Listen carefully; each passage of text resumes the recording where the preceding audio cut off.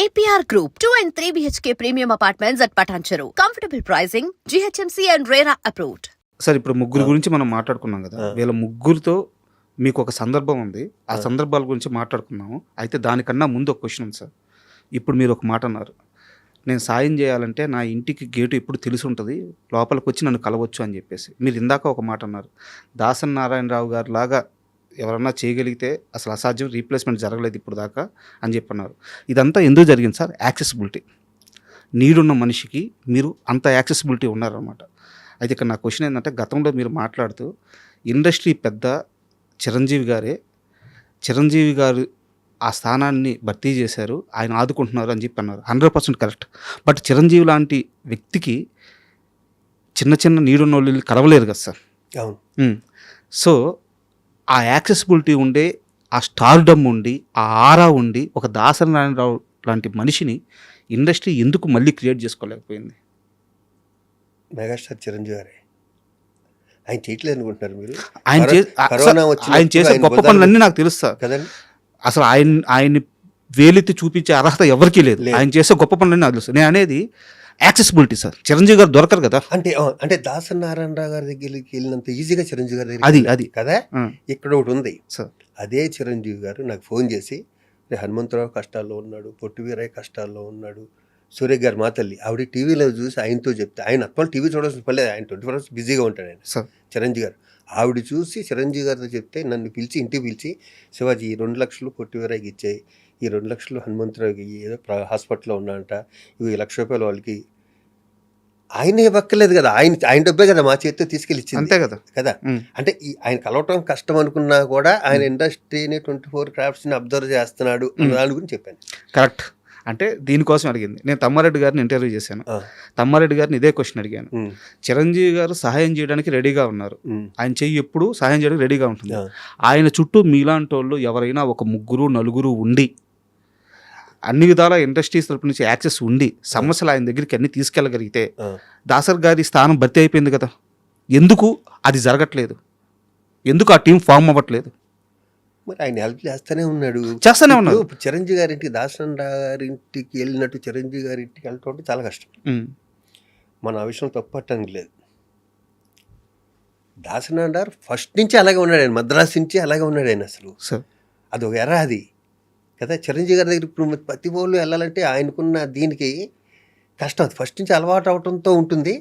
దానికుండా అంత స్టార్డమ్ ఉన్న వ్యక్తిని కలవటం, కానీ ఆయన చేయటం మంటలేదుగా. అవును. మనకు కావాల్సింది ఏంటి, ఆయన కలిసాడా లేదా అన్నది కాదు, ఆయన ద్వారా మనం హెల్ప్ పొందామా లేదా అన్నది కావాలి అంతే. అవును. దాంట్లో ఎక్కడ మీకు చిన్నది కూడా తేడా ఉండదు చిరంజీవి గారి విషయంలో. అయ్యో, మేమేంటి రాస్తున్నాం సార్ మా చేతులతో, ఆయన వాళ్ళకి సహాయం వీళ్ళకి సహాయం 12 చేతులతో ఇచ్చాను అంటున్నారు చెక్కులు. అవును, మీరు ప్రత్యక్ష సాక్షి. అవును, సూపర్. అండ్ చిరంజీవి గారికి సంబంధించింది ఇంకో ప్రశ్న ఉంది సార్. ప్లీజ్. మీరు చిన్నప్పటి నుంచి చిరంజీవి గారిని ఇన్స్పిరేషన్గా తీసుకొని ఇండస్ట్రీలోకి వచ్చాను అని చెప్పి చాలాసార్లు చెప్పారు. ఈ రోజు ఇక్కడ కూర్చున్న ఈ క్షణం వరకు కూడా ఆయనే చెప్పారు. ఏ రోజు కూడా మీరు ఈ మాట మార్చలేదు, వేరే మాట చెప్పలేదు. చెప్పను కూడా. అయితే మీరు చిరంజీవి గారితో అసలు సినిమాలే చేయలేదు. వెయిట్, నా క్వశ్చన్ కంప్లీట్ మాట్లాడుకుందాం. మీరు చిరంజీవి గారితో అసలు సినిమానే చేయలేదు, కానీ మీరు ఎక్కువ సినిమాలు చేసింది బాలకృష్ణ గారితో.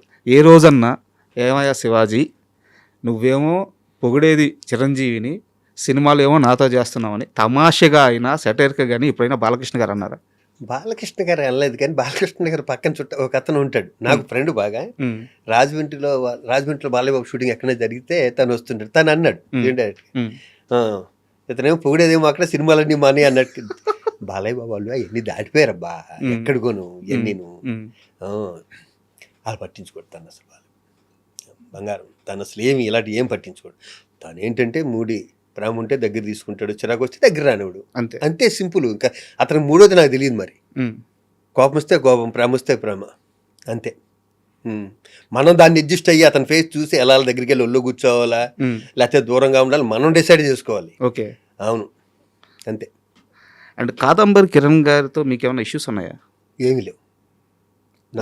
రాజా రవీంద్ర గారికి ఏమైనా ఇష్యూస్ ఉన్నాయా? ఏమీ లేవు. అంటే ఇలా ఇంటర్వ్యూలో అడగొచ్చా లేదా నాకు తెలియదు.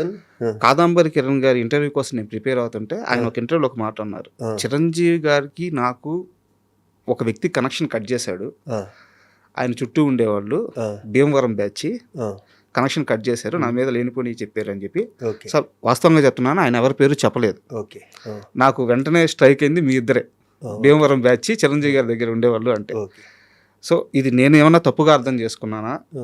ఆయన చెప్పింది కరెక్టా, నాకు కాస్త క్లారిటీ ఇవ్వండి. ఎందుకు కాదమ్మటికే ఫోన్ చేసి కనుక్కుందాం.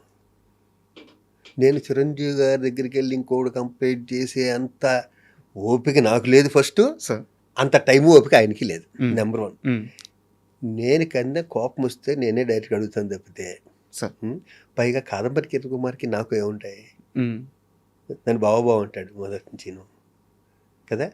అతను సంఘ సేవ చేస్తుంటాడు అవును, హ్యాపీగా, అతని అవును. పనులు అతను ఉంటాడు, నా పనులు నేను అవును, ఉంటా. అవును. పైగా ప్రత్యేకించి నేను కాదంబరి కిరణ్ కుమార్ గురించి నేను టైం వేస్ట్ చేసుకుని చిరంజీవి గారు మెగాస్టార్ ఆయన టైం వేస్ట్ చేసి నాకు వీళ్ళు చెప్పని అవసరం నాకైతే లేదు. సార్ నేను 200% కాదు సార్ అపాన్ మై ప్రొఫెషన్, ఇతని గురించే కదా, ఎవరి గురించి ఎక్కడ కామెంట్.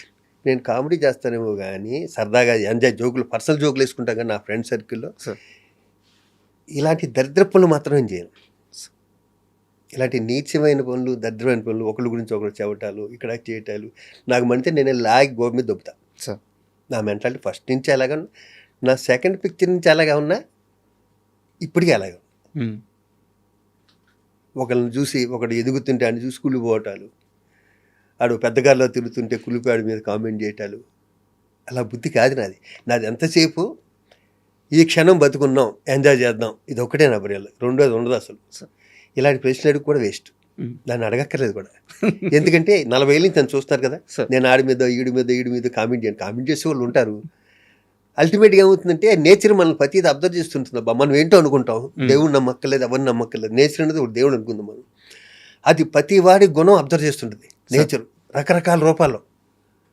అది పంచభూతాలు అవ్వండి, ఇంకోటి అవ్వండి, నేచర్ అనేది ఒకటి ఉంది కదా, అవును, అవును. అది ప్రతి మనిషిని అబ్జర్వ్ చేస్తుంటుంది. నేను నమ్మేది అది కదా.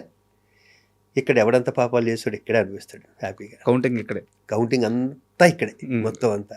ఆడు 1000 కోట్లు ఉండేవ్వండి, అసలు లేకపోనివ్వండి, ఎవరైనా చేయనివ్వండి, నోటు దోలు ఉండేవ్వండి, ఉమ్. అన్నిటికీ ఇక్కడే శిక్ష ఉంటుంది వాడికి. అవును, అంటే నాకు క్లారిటీ వచ్చింది సార్. సారీ మీకు మళ్ళీ క్వశ్చన్. లేదు నేనైతే అలాంటి పనులు చేయనమ్మా. ఆ? నేను నన్ను తిట్టినోడు కూడా నేను ప్రేమగానే తీసుకుంటా. సూపర్.